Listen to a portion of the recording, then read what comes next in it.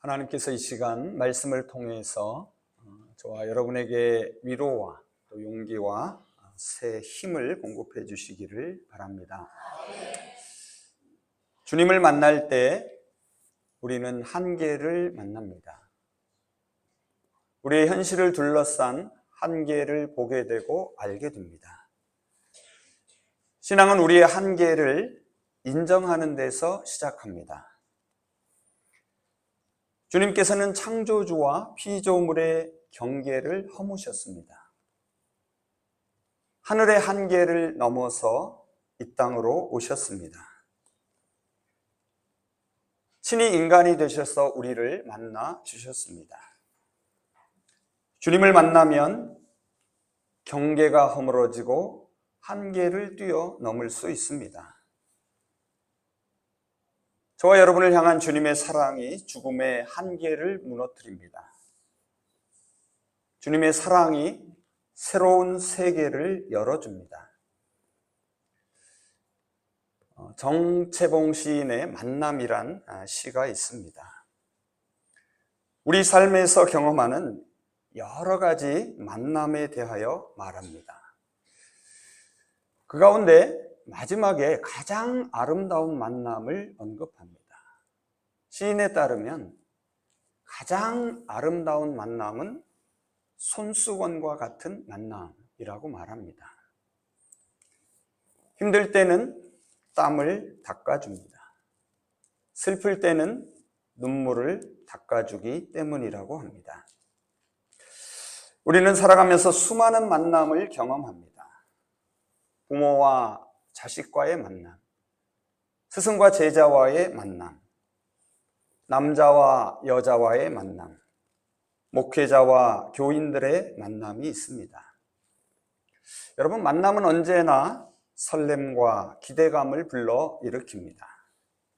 그리고 단 한 번의 만남이 한 사람의 인생을 뒤바꿔 놓기도 합니다. 그래서 만남은 어마어마한 사건입니다. 만남은 새로운 세계로 들어가게 하는 통로입니다. 주님과의 만남은 모든 경계와 한계를 넘어서게 합니다. 새로운 세계를 보게 합니다. 새로운 세상을 만나게 합니다. 주님과의 만남이 우리의 인생을 만나게 합니다. 그래서 만남은 신비입니다. 그래서 만남은 하나님의 은혜입니다. 이제 한 여인이 예수님을 만나는 이야기를 함께 만나보겠습니다. 예수님과 수로보니게 여인의 만남은 먼저 떠남에서 시작합니다. 오늘 본문을 보면 예수님은 거기를 떠났습니다. 예수님이 떠난 거기는 앞선 문맥을 보면 갈릴리입니다. 그리고 예수님이 가신 곳은 두로 지방이었습니다. 그런데 이 두로 지방은 유대인의 땅이 아닌 이방인의 땅입니다. 갈릴리 경계에서 두로 지방까지는 이곳 천안에서 대전 정도 떨어진 거리입니다. 그런데 경건한 유대인이 이방인의 땅에 가는 것은 그리 흔한 일이 아닙니다. 그런데 예수님은 지금 낯선 이방인의 땅에 머물고 있습니다. 24절을 보시면 예수께서 거기에서 일어나셔서 두로 지역으로 가셨다. 그리고 어떤 집에 들어가셨는데 아무도 그것을 모르기를 바라셨으나 숨어 계실 수가 없었다라고 말합니다. 예수님은 왜 두로에 가신 것일까요? 이 궁금증을 풀 실마리를 우리는 예수님이 거기서 숨어 계시려고 했다라는 사실에서 찾을 수 있습니다. 예수님이 두로라는 이방 지역으로 가신 것은 아무도 모르게 숨어 계시려는 것이었습니다. 예수님은 그곳에 복음을 전하려 가신 것이 아닙니다. 병자들을 고쳐주기 위해 가신 것도 아닙니다. 그런데 예수님이 두로 지방으로 가서 숨으셨다라는 것은 예수님께서 갈릴리에서 위험에 처해 있었음을 말해줍니다. 앞선 마가복음 7장 1절 이하를 보시면 예수님께서 신변에 위협을 느꼈음을 알 수 있습니다. 예수님은 예루살렘에서 갈릴리로 내려온 바리새인들과 정결 규정에 관해 논쟁을 했습니다. 지난 주일 설교에서 이에 대해서 함께 살펴보았습니다. 그런데 이 논쟁의 결과는 분위기가 아주 험악하게 끝을 맺습니다. 이 동일한 사건을 마태가 기록하고 있는데요. 마태복음 15장 12절을 보면 당시의 상황을 이렇게 묘사하고 있습니다. 그때의 제자들이 다가와서 예수께 말하기를 바리새파 사람들이 이 말씀을 듣고 분개하고 있다는 것을 아십니까? 그래서 예수님이 충돌을 피해 잠시 몸을 두로 지방으로 옮기신 것입니다. 그런데 두로 지방에서 놀랍게도 뜻밖의 한 여인과 만나게 됩니다. 그래서 만남은 신비이고 만남은 은혜입니다. 여러분, 저와 여러분의 지나온 삶을 한번 돌아보시기를 바랍니다. 예상치 못한 만남이 인생의 전환점이 된 경우가 종종 있었을 것입니다. 또한 우리를 새롭게 하고 성장하게 하는 뜻밖의 만남들이 우리를 또한 기다리고 있습니다. 모든 만남은 그래서 유기적으로 서로에게 영향을 줍니다. 그래서 작은 만남도 정말 소중히 여겨야 합니다. 진정성을 가지고 성실함으로 대면해야 합니다. 어떤 상황에서도 우리 그리스도인들은 좌절하거나 절망하지 않습니다. 왜 그렇습니까? 우리 앞에 하나님이 예비하신 놀라운 만남들이 있기 때문입니다. 무엇보다도 주님께서 저와 여러분을 신앙의 여정에서 늘 만나주시기 때문입니다. 지금 예수님은 잠시 몸을 피하여 숨어 계십니다. 그런데 이방 여인 한 사람이 소문을 듣습니다. 예수님을 찾아옵니다. 25절을 한번 보시기 바랍니다. 악한 귀신 들린 딸을 둔 여자가 곧바로 예수의 소문을 듣고 와서 그의 발 앞에 엎드렸다. 이 이방 여인은 자신의 과거와 현재와 미래를 가지고 예수님께 나옵니다. 여러분, 만나기 위해서는 먼저 떠나야 합니다. 과거를 떠난 사람이 미래를 만납니다. 나를 떠나야 남을 만날 수 있습니다. 우리를 떠나야 하나님을 만납니다. 그녀에게는 귀신 들려 몹시 고통받는 딸이 하나 있었습니다. 그녀에게 딸은 자신의 생명과 같은 존재입니다. 그녀에게 딸은 자신이 살아가는 이유였습니다. 그녀는 예수님께 자신의 딸에게서 귀신을 내어 쫓아달라고 간청을 합니다. 딸을 고통에서 구해달라고 애원을 합니다. 딸을 향한 사랑이 적대 관계에 있는 유대인 남자 앞에 서게 합니다. 그래서 사랑은 경계를 허뭅니다. 사랑은 한계를 뛰어넘습니다. 그러나 예수님의 대답은 그녀의 간절한 기대와 다릅니다. 그저 매몰차기만 합니다. 27절을 한번 보시기 바랍니다. 예수께서 그 여자에게 말씀하셨다. 아이들을 먼저 배불리 먹여야 한다. 아이들이 먹을 빵을 집어서 개들에게 던져주는 것은 옳지 않다. 여러분, 여기서 아이들은 누구를 가리킵니까? 바로 유대인들을 말합니다. 반면에 개들은 하나님의 언약 속에 있지 않은 이방인을 상징합니다. 그래서 이 말은 유대인만이 하나님이 택한 백성이고 유대인만이 구원의 대상이라는 것입니다. 수로보니게 여인과 같은 이방인들은 자격이 없다는 뜻입니다. 한마디로 나는 지금 너에게 관심이 없다라는 것입니다. 더 이상 말을 섞거나 관계 맺기를 거절하는 말입니다. 이방 여인을 개 취급을 한 것은 정중한 거절이 아닙니다. 참으로 모욕적인 처사입니다. 거절은 참을 수 있습니다. 하지만 모욕은 견디기 힘듭니다. 여기서 우리는 참으로 낯선 예수님을 만나게 됩니다. 주님의 이런 뜻밖의 반응은 저와 여러분을 어리둥절하게 만듭니다. 또한 2000년 기독교 역사에서 이 구절을 연구하는 성서학자들도 당혹스럽기는 마찬가지였습니다. 그래서 대부분의 학자들은 어떻게 해서든지 예수님의 입장을 변호하려 애를 씁니다. 설마 예수님이 그렇게 매몰차실 리가 있겠나? 그만큼 모욕적으로 거절하신 예수님이 낯섭니다. 그 말씀을 그대로 받아들이기가 참으로 어렵습니다. 그래서 어떤 학자는 예수님께서 이 여인의 믿음을 시험하기 위해 일부러 그렇게 거절하셨다라고 말합니다. 여러분은 어떻게 생각하십니까? 하지만 예수님은 고통 가운데서 도움을 간청하는 사람들의 믿음을 시험하신 적이 없습니다. 또 다른 어떤 학자들은 예수님의 말씀이 이 여인에게 하신 말씀이 아니라고 말합니다. 그저 예수님의 혼잣말처럼 하신 것이다 라고 설명합니다. 이것도 별로 설득력이 없습니다.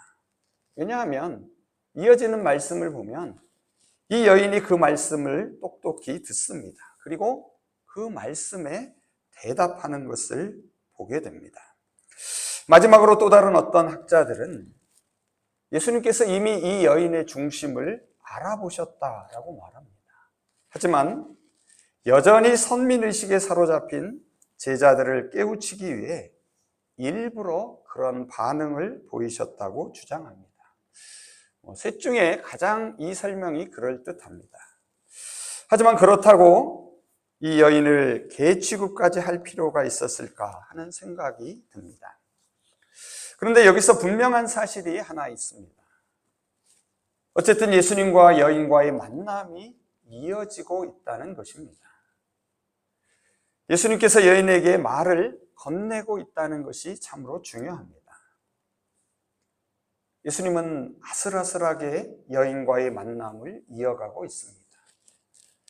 위태롭지만 대화의 끈을 여전히 붙들고 계십니다. 그래서 사랑의 반대말은 미움이 아닙니다. 무관심입니다. 예수님의 말씀은 당시 유대인의 입장을 대변하는 것으로 볼 수 있습니다. 예수님은 이스라엘이 구원받으면 그때가 바로 나머지 세상이 창조주이신 하나님의 구원하시는 통치를 받는 때라고 믿었습니다. 이방인들도 머지않아 구원을 반드시 받을 것입니다. 하지만 지금은 유대인을 구원하는 일에 집중하는 것이 중요함을 아셨습니다. 앞서 언급한 것처럼 예수님께서 이방인의 땅 두로로 가신 것은 복음을 전하거나 병자들을 고치기 위해서가 아니었습니다. 갈릴리에서의 위험한 상황을 잠시 피하기 위해서였습니다. 그런데 이 말씀이 이방 여인에게는 자신에게 도전하는 말로 들릴 수 있습니다. 예수님이 던진 말씀은 그녀에게 충격을 주었을 것입니다. 이제 그녀는 결단해야 합니다. 계속해서 예수님께 도움을 간청할 것인가? 아니면 이쯤에서 포기하고 말 것인가? 주님은 저와 여러분에게도 도전을 하십니다. 그리고 우리의 반응을 기다리십니다. 우리를 만나시는 주님은 우리에게 도전적인 말씀을 하십니다. 그리고 우리의 결단을 기대하며 기다리십니다. 예수님은 모욕적인 말로 그녀에게 도전을 합니다. 그리고 그녀로 하여금 믿음의 결단을 촉구합니다. 이제 공은 여인에게로 넘겨집니다. 모욕적인 말을 들은 여인은 이렇게 대답합니다. 그러나 그 여자가 예수께 말하기를, 주님, 그러나 상 아래에 있는 개들도 아이들이 흘리는 부스러기는 얻어 먹습니다. 공동번역은 이 구절을 수사 의문문으로 옮기고 있습니다. 선생님, 그렇긴 합니다만 상 밑에 있는 강아지도 아이들이 먹다 떨어뜨린 부스러기는 얻어먹지 않습니까? 무슨 말입니까? 땅에 떨어진 부스러기라도 먹겠다는 것입니다. 여러분, 모욕을 모욕으로 받아들이고 안갚음을 하는 순간 어떻게 됩니까? 그 관계는 곧바로 단절됩니다. 만남은 깨어지고 맙니다. 대화는 끝장나고 맙니다. 절박한 여인은 그것을 모욕으로 듣지 않습니다. 오늘 본문 28절은 원문에서 그러나라는 말로 시작합니다. 딸을 향한 여인의 애절함은 자신의 자존심마저 내려놓게 합니다. 여러분, 이것이 자신의 문제였다면 그녀가 포기했을지도 모릅니다. 그러나 딸의 문제였기에 엄마는 얼마든지 참을 수 있습니다. 그러나 자신이 사랑하는 사람의 문제였기에 그녀는 모욕적인 말과 상황을 아프지만 그대로 끌어안습니다. 자신이 모욕적인 상처를 입는 것은 참을 수 있습니다. 하지만 딸이 고통을 겪는 것은 견딜 수 없었기 때문입니다. 이제 여인은 예수님께 당당하게 도전합니다. 주님, 그러나 상 아래에 있는 개들도 자녀들이 흘리는 부스러기는 얻어먹습니다. 여러분, 여기서 우리는 부스러기에 주목하게 됩니다. 여러분, 부스러기가 무엇입니까? 잘게 부스러진 조각을 말합니다. 하찮고 보잘것없는 것입니다. 그런데 식탁 아래로 떨어지는 부스러기는 식탁 위의 풍성함을 암시해 줍니다.